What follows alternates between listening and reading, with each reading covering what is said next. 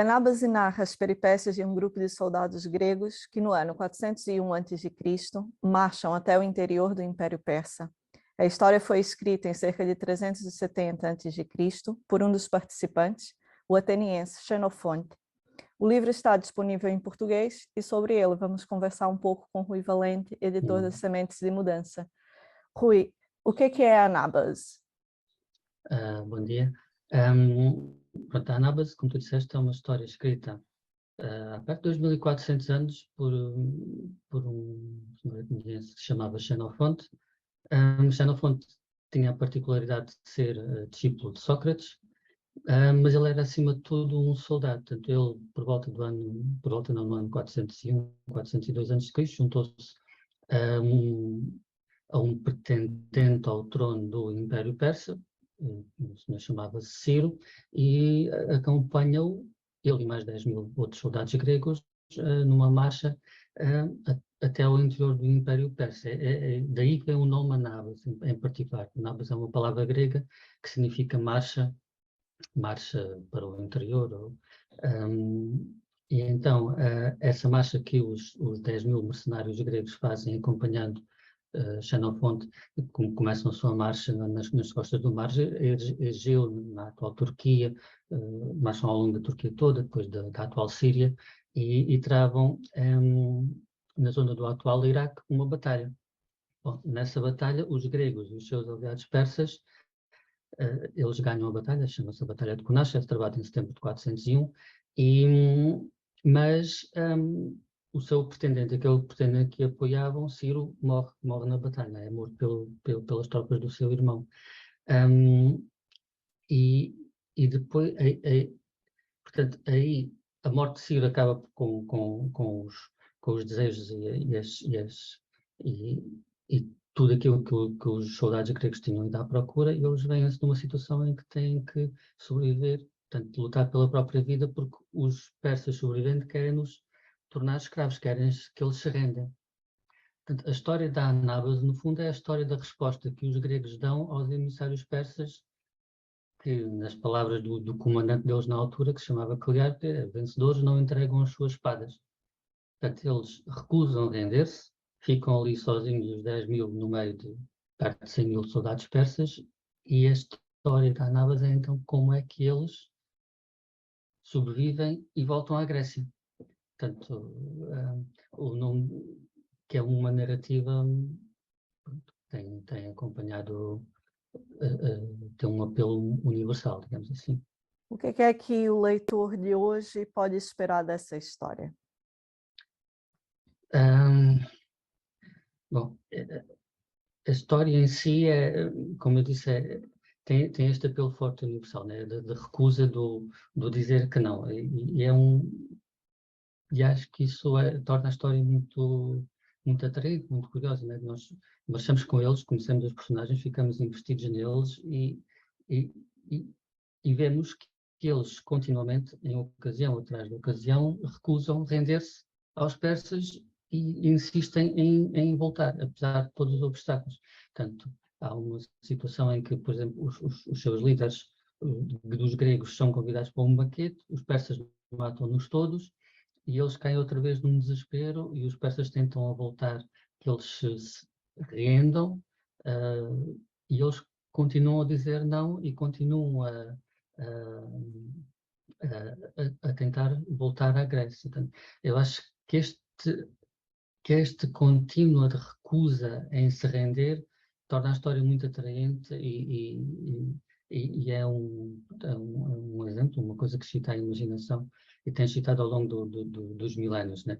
Neste caso concreto. Depois, para uma história que foi escrita há 2.400 anos quase, é uma história que está escrita num estilo muito vivo, muito bonito até, tanto há quem diga até que é uma das páginas mais bonitas da literatura grega, o momento em que os gregos conseguem voltar a ver o mar e quase que celebram como se já estivessem em casa e que se regavam todos uns aos outros, né?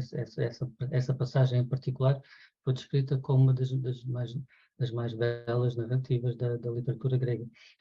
Xenofonte também escreve isto de uma forma muito imediata, muito viva, às vezes um bocadinho crua demais, né? Como ele antes de uma batalha, diz vamos comer vamos comer os nossos inimigos crus, numa tentativa de apelar a que os gregos lutassem melhor. Esta obra é também considerada uma dos primeiros exemplos de literatura de viagem, porque em algumas partes da obra nós largamos a terra principal e vamos numa expedição de caça, vamos com Xenofonte caçar a petardas. Portanto, de modo que é uma obra que tem todos estes aspectos que acabam por a tornar rica. É importante porque também foi escrita por quem foi, não é? Xenofonte eu escrevo a obra na sua velhice, como um velho soldado recordando os feitos da sua juventude, mas, ao mesmo tempo, é aqui que entra o seu caráter de ter sido discípulo de Sócrates. Portanto, e como tal, ele transforma a narrativa numa tentativa de ensinar determinadas lições. Portanto, para além de ser um registro daquilo que aconteceu em 401, é uma tentativa de Xenofonte traçar alguns ensinamentos sobre aquilo que achava que é importante. E aqui voltamos a cair nas questões do líder ideal, da liderança, do caráter. Portanto, ele faz em vários pontos ao longo do livro, no final do livro 1, traça um capítulo inteiro sobre o caráter de Ciro, portanto, aquele que eles apoiavam.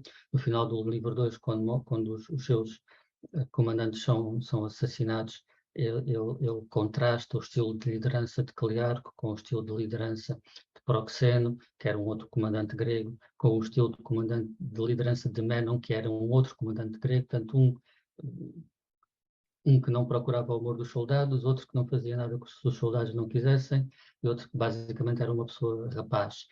Portanto, e ele, ao longo de toda a história, tem vários discursos, vários diálogos em que ele tenta ensinar. Pronto, uma questão que ele expande mais tarde na Ciropédia, que foi outra obra que nós fizemos, mas que aqui também já está presente. Essa não é a primeira vez que Anabas é traduzida para português, não é? Há uma outra versão de 1938, se não me engano, de Aquilino Ribeiro. Qual é a diferença para essa edição? Sim, certo. Essa também é uma questão que nos chegou por e-mail.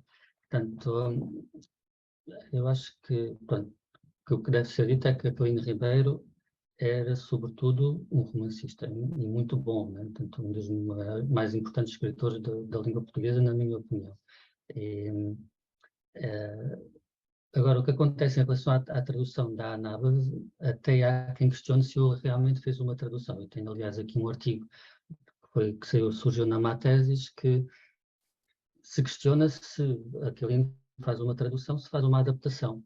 Portanto, e esta é a questão. Portanto, no fundo, ele viu que é uma história muito boa e o livro surge em 1938, o nome da retirada dos 10.000. Deve ser dito que quando eu comecei a trabalhar na Anabas em 2007, esse livro estava no mercado, fora do mercado, há décadas. De modo que foi um dos fatores que me motivou foi precisamente ver havia também aqui uma boa história e ninguém a poder ler. Isso era o que eu ia perguntar a seguir, exatamente porque é que tu quiseste traduzir e editar Anabas. Como eu já disse, a Anabas estava fora do mercado há muito tempo. E eu quis fazer não só a Anabas como outros clássicos, que nós neste momento já temos 13, com mais 2 em preparação, porque eu sempre gostei de ler e nunca pude ler. Tive de aprender inglês primeiro, depois latim, depois grego, para os poder das suas ligas originais. E aqueles que eu gostaria de ler, muitas vezes, um Tito Livio, um Políbio, um Tácito, continuam inexistentes em português.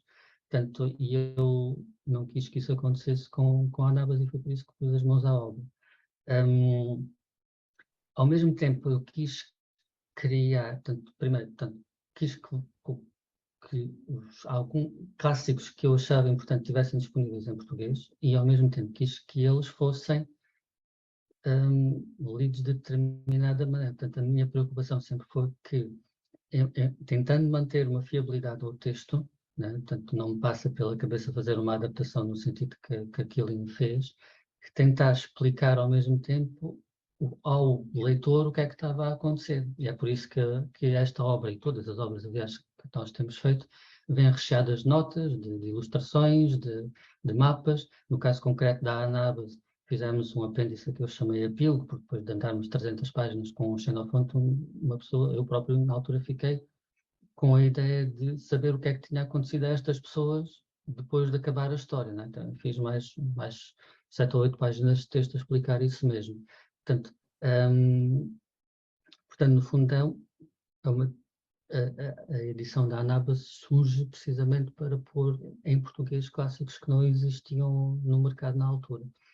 E quem quiser, então, ler a Anábase hoje, como é que pode fazer?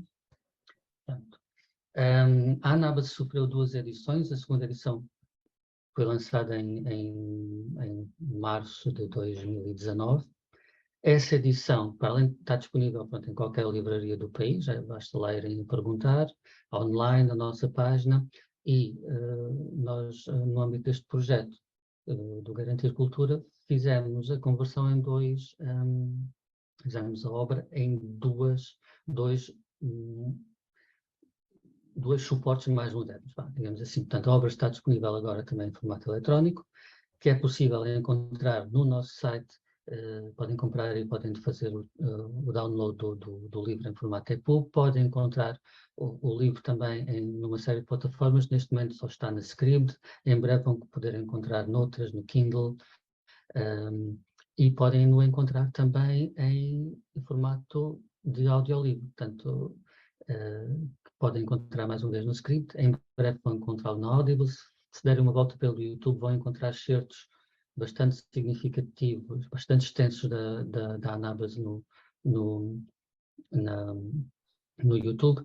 A versão audiolivro da Anábase é narrada pelo Luís Matias. O Luís Matias é um radialista aqui de Évora. Portanto, ele imprime à obra aquele caráter ritmado que eu achei que a obra devia ter. De modo que eu estou particularmente contente com essa adaptação, com a conversão audiolivro da obra. Eu acho que a Anábase levanta muita curiosidade para aquilo que tiveste a falar aqui, e tinhas referido mais cedo que a questão sobre a diferença em relação à edição do Aquilino Ribeiro tinha chegado por e-mail. Portanto, eu vou se calhar arriscar dizer que as pessoas que tiverem mais curiosidade sobre o livro, sobre a história, se calhar podem também deixar questões nos comentários ao vídeo, porque de fato me parece que há muita conversa que pode ser tida em volta dessa história. Sim, exatamente. Para fechar, eu só queria dizer, pronto, a Anábase é aquela narrativa quase arquétipa do herói atrás, enfrentando os seus obstáculos, né? Com sucesso. Spoiler, eles conseguem regressar à Grécia e muitos deles sobreviver. Mas para mim acho que também é eu sempre penso que eu imagino Xenofonte, pronto, e é mesmo imaginar porque tanto eu depois das peripécias que resultam no livro, que relata no livro, ele juntou-se ao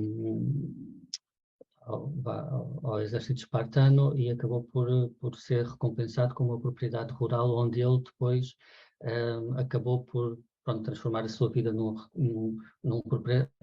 proprietário rural e ter então tempo na sua velhice de escrever os seus livros. Eu sempre imagino que há 2370 anos que ele estava a escrever estas obras, nomeadamente a Enciclopédia, e que é um privilégio para nós ainda continuarmos a lê-las, não é? Tanto isso é porque elas realmente têm muito para oferecer e para mim esse é poder perpetuar o trabalho dele, para mim é uma coisa que me emociona. Olha, muito bem, acho que quem tiver curiosidade sobre o livro, quiser ler o livro, pode, como o Rui estava a dizer, ir às plataformas, procurá-los ao site da Sementes de Mudança, deixar questões nos comentários do vídeo, que sempre que é possível, o Rui está atento a responder essas questões. E queria te agradecer por essa conversa sobre a Anabase, e até logo. Obrigado.